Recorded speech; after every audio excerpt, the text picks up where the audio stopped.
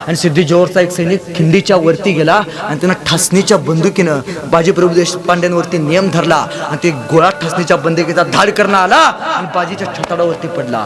सह्याद्री सारखा राजांचा बाजी मातीमध्ये खाली पडला, पण प्राण थांबला नव्हता, कारण माझ्या तोफेचा राजांचा अजून आवाज यायचा आहे.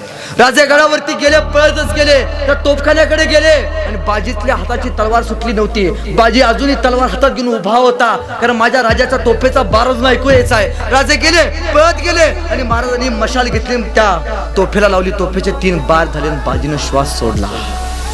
तर महाराज बाजीप्रभू देशपांडेंच्या घरी गेले आणि बाजीप्रभू देशपांडेंच्या आणि फुलाजी देशपांडे या दोघांना 8 मुलं. या 8 मुलांना शिवाजी महाराजांनी स्वतःच्या राज्यात घेतलं, सैन्यात घेतलं.